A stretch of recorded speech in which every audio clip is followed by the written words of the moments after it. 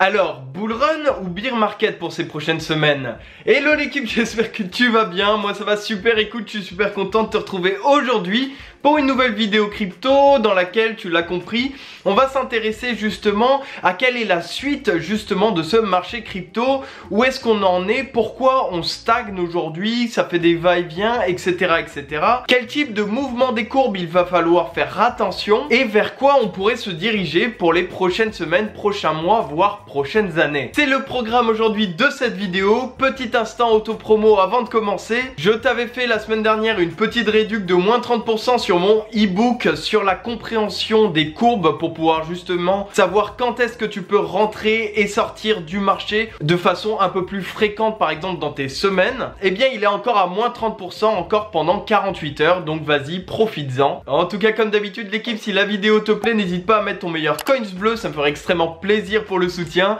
et à t'abonner et activer la notification si ce n'est toujours pas fait pour suivre mes prochaines vidéos crypto sur les prochaines semaines. Bref, trêve de bavardage, nous on est parti. Pour commencer, comme on l'avait vu ensemble sur le mois de janvier, je t'avais dit justement qu'on allait arriver sur une période de stagnation, d'accumulation du marché. Ça n'a pas loupé du tout étant donné que ça fait depuis plus de 2 mois qu'on est en plein dedans. Il y a effectivement quelques petites cryptos, notamment des altcoins qui sont complètement cassés la gueule pendant cette phase de rechargement, et d'autres comme le Terra Luna que je t'avais conseillé d'ailleurs, qui ont continué à performer malgré la stagnation du marché global. Mais donc tu es en droit de me demander: mais Valentin, qu'est-ce qui se passe? Pourquoi on en est là? Qu'est-ce qui va arriver par la suite? Et pourquoi justement ça fait 2 mois qu'on ne bouge quasiment pas? Eh bien tout simplement, comme je te l'ai dit sur Telegram, d'ailleurs je t'invite à nous rejoindre directement dans la description, eh bien nous sommes dans un range du Bitcoin qui est approximativement entre justement les 35 000 $ et les 45 000 $. Alors je sais pas du tout si tu vois à l'écran, je vais te décaler un petit peu, voilà. Grossièrement ici c'est une sorte de tube horizontal qui fait qu'il y a un top, il y a un bottom, et que le moment où on va réussir à percer ce top ou ce bottom, qui est donc, tu l'auras compris, aux 35 000 ou 45 000 $ du Bitcoin, eh bien on aura justement une reprise assez violente vers le haut ou vers le bas. Tout ça tu le sais déjà bien entendu si tu as lu mon e-book. Auto-promo pas du tout discret. Bref, l'idée c'est que dans le tube horizontal dans lequel on est, on a des fluctuations de moins en moins importantes. Tu l'as remarqué, ici on avait des hauts et des bas qui allaient inférieurs aux 30 000 $ et supérieurs quasiment aux 40 000 $. Donc on avait une variation de 10 000 $ pour le Bitcoin. Et à l'heure d'aujourd'hui, depuis à peu près le début du mois, si on a des variations qui sont de l'ordre de 5 à 10% du Bitcoin, le faisant changer de 5 000 $ de son prix, c'est déjà beaucoup pour en ce moment. Et bien ça c'est tout simplement une figure assez classique où on voit justement les cours varier de moins en moins jusqu'à arriver à un point où la tension est telle que ça peut très vite exploser vers le bas ou vers le haut en fonction par exemple d'un aléa externe positif ou négatif qui aura boosté entre guillemets cette tension. Tu le comprends bien donc, c'est qu'en ce moment il suffit donc d'une étincelle positive comme négative pour pouvoir vraiment sortir de ce range pour ensuite réussir à avoir une reprise. Alors qu'est-ce qu'on peut s'attendre justement pour les prochaines semaines? Bon, disclaimer avant tout ça, tu le sais très bien, je suis pas conseiller en investissement, je te fais part justement de mon expérience personnelle après des années d'investissement, donc bien entendu continue à faire tes recherches et prends avec des petites aiguillettes, et ne prends pas bien entendu pour acquis tout ce que je vais te dire là, puisque je n'ai pas de boule de cristal et que du coup je ne vis pas dans l'avenir. Donc disclaimer fait, je disais que personnellement ce que je pense, c'est tout simplement que c'est d'ici quelques semaines qu'on va avoir justement la sortie de ce range. Je ne pense pas que ça durera éternellement, étant donné que je t'avais déjà dit que ça durerait une bonne partie du mois de février, et là on a donc un range qui a duré plus de 2 mois, et c'est pour ça que je ne vois pas la situation déjà premièrement s'éterniser encore là-dessus. Deuxième chose, comme on l'avait vu il y a quelques semaines sur la chaîne, aujourd'hui on est quand même sur un mood quand même vachement bullish par rapport à la suite de la crypto, sans parler d'une potentielle crise mondiale, financière, etc. qui là on est d'accord pourrait faire casser la gueule, en tout cas sur du court moyen terme, la crypto crypto-monnaies. Si on met de côté cette hypothèse de crise, on a quand même l'arrivée de beaucoup de nouvelles choses dans le domaine de la crypto-monnaie, notamment justement avec tout ce tintouin que fait la métaverse, les NFT, etc.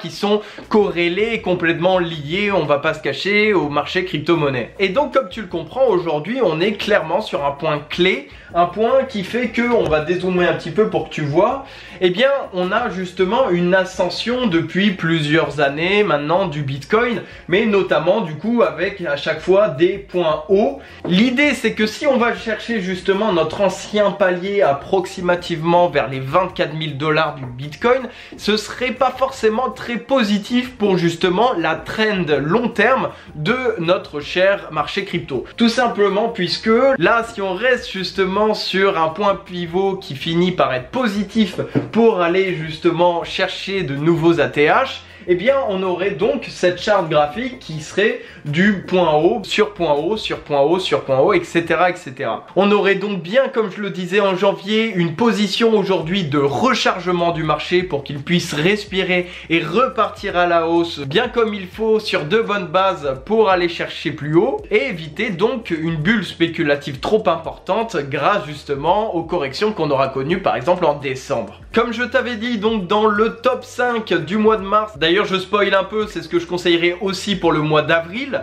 c'est tout simplement donc de prendre des positions sur des actifs les plus importants. Ce que j'entends par important, c'est bien entendu des actifs tels que le Bitcoin ou l'Ethereum qui, comme tu le sais très bien maintenant sur cette chaîne, prennent justement le plus de valeur sur un début de reprise, un début de bull run qui ferait en sorte de pouvoir prendre le maximum de bénéfices. Le deuxième point intéressant justement, c'est de pouvoir se sécuriser au cas où le point pivot est négatif, qu'on aille chercher un nouveau point bas du type 23 000 $ du Bitcoin, et dans ces cas-là tu risques moins d'avoir mal aux fesses sur justement des actifs avec une capitalisation de plusieurs centaines de milliards que des petits actifs qui peuvent justement faire moins 50% en une journée. Mais du coup la stratégie est plutôt optimisée si tu commences justement à avoir une partie de ton portefeuille, partout on est bien d'accord, sur justement des actifs plus sûrs. Ça peut être par exemple de l'ordre de 30-40%, franchement c'est pas délirant. En fonction bien entendu du capital initial que tu as. Si tu as 100 €, bon bah autant mettre tes 100 € directement sur le Bitcoin, tu vas pas commencer à faire une division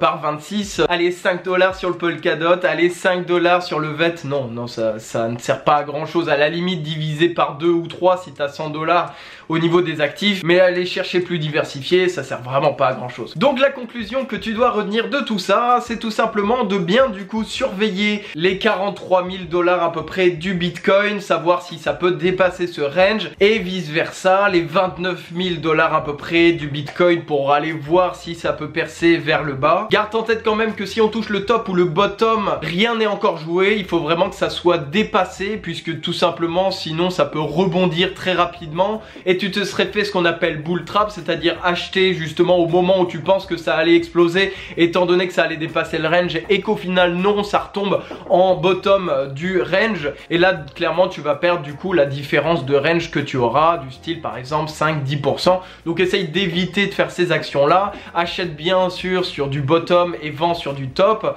ou tout simplement attends la fin du range. Bref, en tout cas voilà, j'espère que cette vidéo aura pu t'apprendre pas mal de petites choses sur justement là où on se trouve aujourd'hui, sur quelle situation on peut s'attendre à avoir, que ce soit sur du court terme, moyen terme et long terme. On va suivre ça donc de plus près aussi sur Telegram, n'hésite pas à nous rejoindre. Tu peux profiter aussi des moins 30% encore pendant 48 heures sur tout simplement la compréhension des courbes crypto. Si la vidéo t'a plu, n'hésite pas à mettre ton meilleur coin bleu, en tout cas ça me fait toujours extrêmement plaisir de voir votre positivité justement sur les vidéos. Si ce n'est toujours pas fait, bien entendu à t'abonner, activer la notification. Nous on se dit à la semaine prochaine pour une nouvelle vidéo comme d'habitude. Bonne journée, bonne soirée, c'était Valentin pour vous servir. Allez, salut!